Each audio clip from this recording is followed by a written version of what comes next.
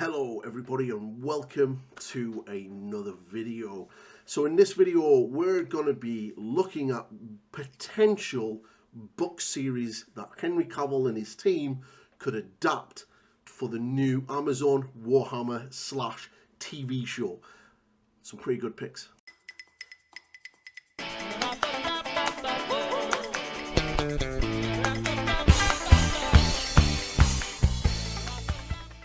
Yeah, so let's get the hype on. So obviously, if you've been living under a rock, Games Workshop announced this morning that the deal has been signed, and I have a video up on the channel already. You can see it up here, wherever I've edited it.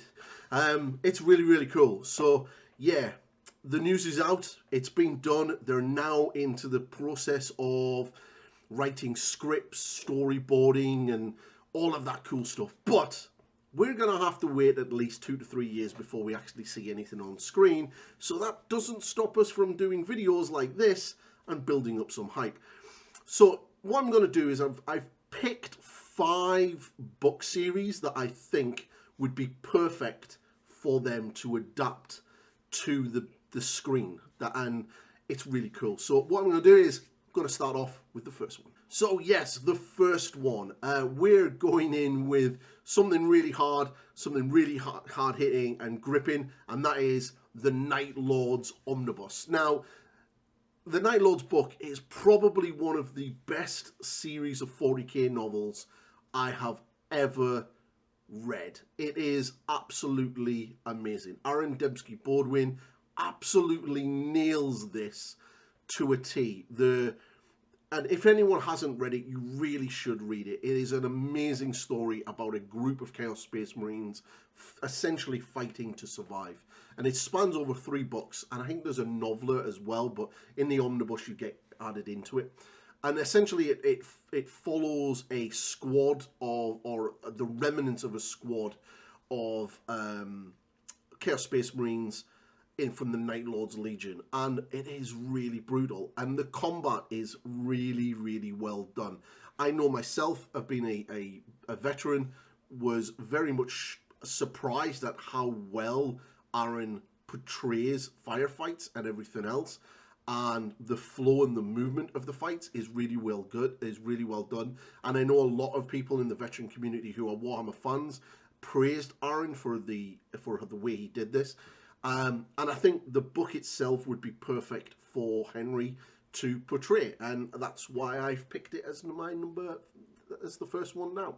So I think it's really, really good. So yeah, definitely, if you haven't read it, you should go and read it. But I think this would be an absolute doozy to see it. Now, it does have its issues. Obviously, it's Space Marines, and not just any Space Marines. It's really fucking scary Space Marines, and really scary Space Marines are probably not really what the normies want to see. And that kind of, there's one thing that does go against it, is the fact that it is Chaos Space Marine centric. Chaos Space Marines often win, not all the time, but the general premise of the story is that they do win a few times. There are some pretty big name characters in this. Abaddon is in this. Huron Blackheart is in this. Would it be good for a TV show? Potentially. Would it be good for a film? A film series, 100%. Especially Chaos Space Marines fighting a Titan. What more would you want? So there's a lot of cool sort of things that are in there. But the biggest issue that it would have is it's not going to be something that the vast majority of non-Warhammer fans would be able to get into straight away. Or understand what is going on, because the Night Lords are very much broken mold. They're not really like any normal Chaos Space Marines or any Marines at all. They are literally terror troops. So it definitely have to be scary, and it's probably not something that you're going to aim for kids. So that's my first pick. My next pick is the Blackstone Fortress Omnibus. Now, I have not read this book. I have not read any of this series, but I do know the premise of what it is. It's basically a rogue trader and his crew going in and doing missions an exploration of a Blackstone fortress. Now, Games Workshop did a board game on this and added a number of expansions, and Rogue Trader is basically now a really cool roleplay system.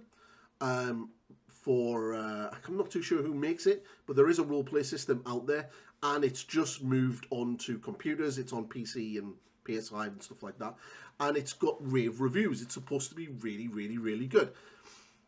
The good thing about this, and why Henry could do a really good job with this, is it has a really eclectic, unique sort of group of individuals that make up the main cast, the main crew, and it's based around a rogue trader.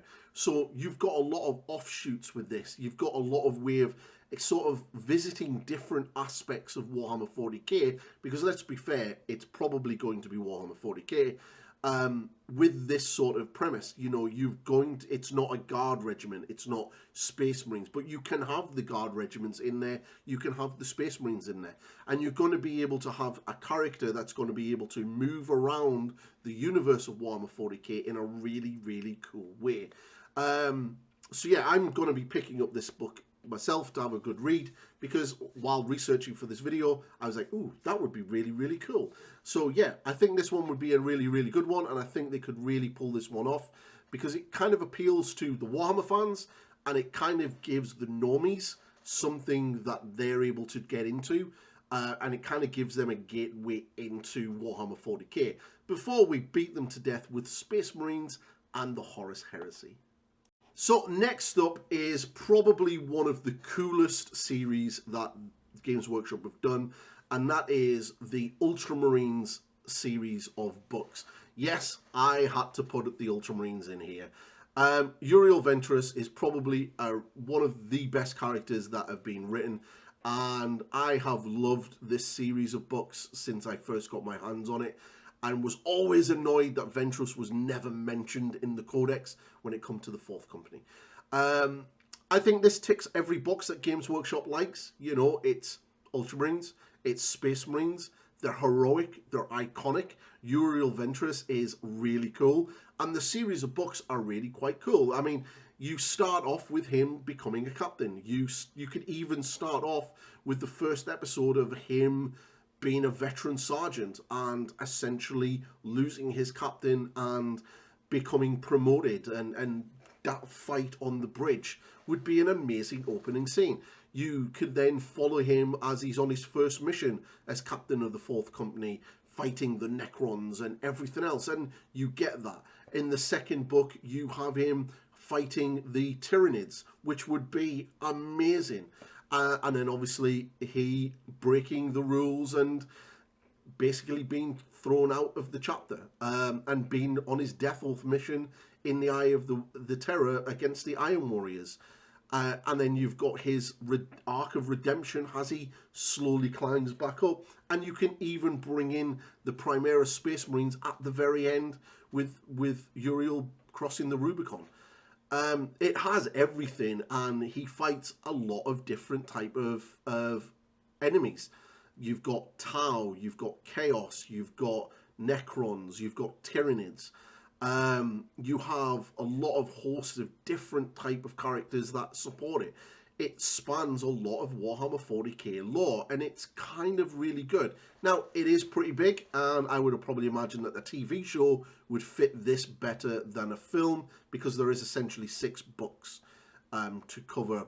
Plus, if you really wanted to, you could either bring in Storm of Iron with the Iron Warriors and Honzo, and have him coming in, especially because of the final books of the series. But if you haven't read these, you really should. It's proper old school Space Marine built upon. It's just so good. So it's really, really, for me, just one of the things I love about Space Marine so much. And I think they could do a really good job of this. And I think it kind of sort of scratches the itches of the 40k fans as well as normies, because there's a lot of cool things in there that they could see. So it's definitely, I think, a potential. And the question is, would Henry Cavill be able to play himself, put himself in this, especially as Rabute Gilliman? Okay, so we're going to be moving into the big guns now, and this one I'm thinking is pretty much very close to the bone of what they could probably do, and that's the Ganons Ghosts series. I have just started this. I'm about a third way through the first Omnibus, and absolutely loving this. This is definitely something I could see them doing if they were going to adapt a book series from the books to the screen. I think the Ganons Ghosts are definitely potential. Why? Because of so much stories. There is such a really cool cast of characters. The easiest way for someone who's never read this is kind of think of Band of Brothers in Warhammer 40k. That's pretty much the vibe I'm getting of this. And it's so good. Like, really, really, really good. They've kind of, so I could definitely see this being one of the ones that is definitely on the sort of top of the sort of ideas list. I'm loving it, absolutely loving it, and I could really see them sort of doing this. But the really cool thing about this is it's set in its own sort of area of the Warhammer 40k universe, and it's in the Sabbath Crusade, which is this massive amount of systems that's under threat from Chaos and Xenos and everything else. And it kind of allows also some offshoots. So they could easily do like an offshoot TV show or a movie like The Brotherhood of the Snake, where the Iron Snakes are operating in and around this area as well, where the Ganons Ghosts are. So you've kind of got a lot of things that could kind of sort of fit into it. I think there was the novels that Dan Abnett also wrote about the Thunderbolt pilots.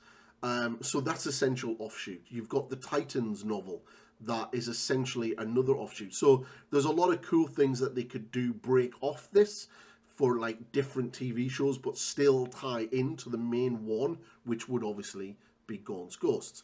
And I think there's like 9 books. There's 3 or 4 omnibuses, which is just amazing amount of information that they could get. So obviously, I'm definitely thinking that this could be the big one. But the next one is definitely what I think they're going to do. Yeah, that's right. There is no real sort of guessing on this. The rumours have been batting around for a while that they want to do something with Eisenhorn. And Henry Cavill himself has even mentioned Eisenhorn as well. It's probably definitely really, really high, if not at the top of their to-pick list. These books are amazing. They really are. He's a well-established, well-loved character. So it could probably be something around this. And I mean, there's a lot of cool stuff that they can have in this. They can even bring in the Space Marines in regards to Grey Knights or even the Death Watch. You've got so much that you could do. Now, it also ties into the Inquisition Wars as well. And that's another set of series of books that are really, really good. So yeah, although I'd be really interested to see how they portray the Emperor's Children and the little raid that are in those books, because that was a little bit graphic, and it would be quite amusing to see how they sort of get that across. But yeah, I do think that this is probably one of the top picks that they were going to do. So yeah, it's definitely there, and it has everything that you want from a series. You know, you've got a really cool set of characters, you've got a really cool little adventures and arcs, and it really would help normies also get into this, because it kind of like brushes through the Warhammer 40k universe, and it isn't just complete total warfare. I kind of, sometimes when I read it, I got the vibe of sort of like a little Game of Thrones to it. There's a lot of politics and stuff involved as well. So there's a lot of sort of background stuff going on that you don't often see in the tabletop, because the Inquisition isn't always there at the forefront of the fights. They're normally there in the background, in the shadows, doing what they do. So I could definitely see this being the final one. Okay, so I'm just going to do a quick honourable mention. Something that, you know, we're all going to say it. The Horus Heresy. Could they do it? Personally, no, I don't think they could. I think it's just too big, just too big to even convey to get onto the screen. Potentially in a movie, but you're gonna have to break that down into 3. But I'm throwing it in here because I know people in the comments are gonna go, "What about the Horus Heresy?" And yes, the Horus Heresy would be something that I would love them to do. But let's be realistic, it is an absolutely monumentally large story. It is a civil war that lasts 9 years. There is 18 Primarchs, an Emperor, the Chaos Gods. There is war on a scale that we have never ever seen or even been able to imagine. Because like not only are planets destroyed, but half the galaxy is ripped apart. This would be monumentally massive. Now, obviously, Henry Cavill could literally just play the Emperor, and it would be really funny, and it would just make memes to death, because that's how he's viewed in the fandom. He is the God Emperor Cavill, and you know, it would be funny to sort of see that, but realistically, I just don't think they'd ever be able to do it and do it justice. We need for the Horus Heresy to be brought onto the screen, you're looking at a big budget movie. Now, you could argue that the big budget movies are done and dusted, that's never going to happen because of things like Star Wars and the MCU and things like that literally tanking so badly now that maybe big budget movies like that probably couldn't be done, but maybe they could. Maybe it's just the right IP to do it. But then you also have to ask yourself the question of, if they did do this in a movie, would normal non-40k fans come to see it? Now, that's the question. Now, I would love it. Probably every other 40k fan would probably run out to watch it. But is that enough? And that's what we have to sort of look at. I mean, if I was going to have my dream, I would love to see this. And I would love to see who they would cast as the Primarchs. It would be absolutely insane. But realistically, I just don't think they can. I just think it's too big of a story to tell. And if they did it, I just don't think they would be able to bring it to justice and bring it to life in a way that would actually do the story justice. So yeah, but I had to mention it because, you know, it's the Horus Heresy. But yes, that's it. So that's my 5 picks of what I think potentially we could see them doing. Now, I'm probably completely and utterly wrong. More than likely I am. And they could do something completely original. And that would be really cool also. But it doesn't matter what they do. This is really, really massively big. Amazon are a really huge company. They're probably one of the biggest corporations on this planet. And they have a lot of money. They were able to throw stupid amounts of money at the Rings of Power. And we all know how much of a dumpster fire that was. But Games Workshop and Henry Cavill are massively involved in this. And Henry Cavill is the showrunner and executive producer. So he's going to want to make sure that this sticks to 40k and the lore that Games Workshop have done. And this is one of the main reasons why he left The Witcher, because they didn't respect the source material. So I do believe that Henry will stick to the source material, will do it justice, and deliver for the fans. Because you've got to remember, he is one of us. He is a fanboy of Warhammer and Warhammer 40k, just like us. So it's really cool that we've got one of our own leading this project. So it's going to be good. So yeah, that's it. I had to mention the Horus Heresy because, you know, how could you not when you're talking about potential things that they're going to do? So, you know, that's had to be there. I personally still don't think they could do it, but you never know. So hopefully you like this content. I'm going to be doing a lot more content as and when information for this comes out. And I'm going to try to cover this as much as I can on the channel. And so if you do like my content and you do like everything else I do, please hit that subscribe button. I really would love to hit 3,000 subscribers in 2024. It would be really cool. And yeah, and if you like this video, drop a comment and let me know what you would like them to do. What, you know, what are your wish lists? What are your top 5 book series or characters that you would love to see brought to life on screen? And, you know, ring that bell as well while you're there. And if you want to check out my members area, there's content getting put up there. I'm currently working on the next members video, which is a 40k centric one, and then the one after that is going to be back to Age of Sigmar. So that's there, and it's pretty cheap, and you can go for the sergeant level and get your name up on screen like Mrs. Pointy has. Thank you very much, Mrs. Pointy, and I will see you all in the next video. Catch you later. Goodbye for now.